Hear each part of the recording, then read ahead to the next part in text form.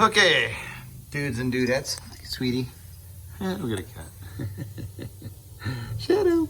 And there she goes. Okay, check in on the 8.8 installation. All right, so I narrowed it and made it fit. So now I have to make it fit. Some of the things you gotta do. I got these really cool spring perches, these brackets right here, with the rear end. I'm not sure where they came from, but these things are about an inch longer on each side, and they're really beefy. These suckers are beefy. So I like them because I think they'll help with axle wrap. You know what I mean?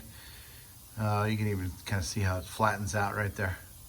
So, let's see, turn that down, sorry. So there's the 8.8. I don't have the set pin in it yet in the back.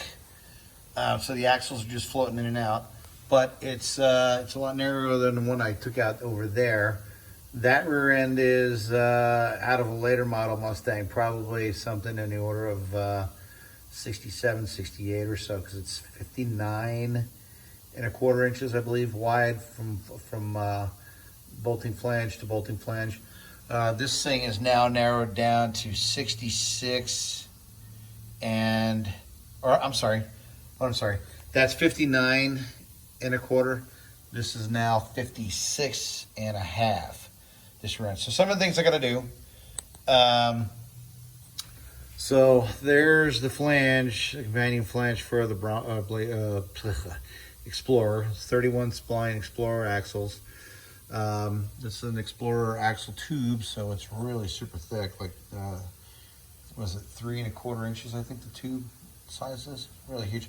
So I had to use the Explorer shackle bolts, also the lower mounting plates right here. But what I got to do is I got to make it fit for the shocks.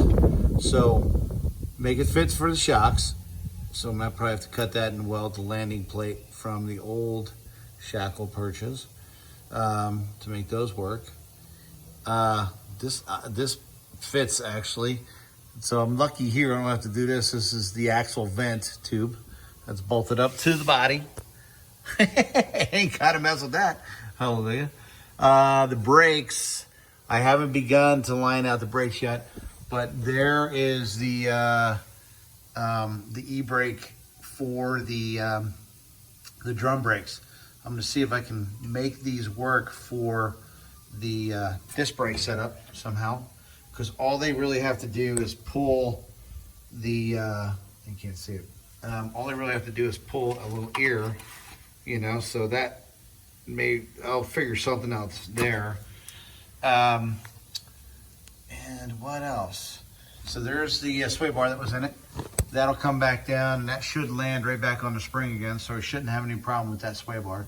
Although I think that sway bar was keeping it the suspension from compressing the way I'd like it. You can see the height of the rear end where it sits. These springs sit way up high, and I don't know. I'm going to see if that sway bar is holding the suspension from settling.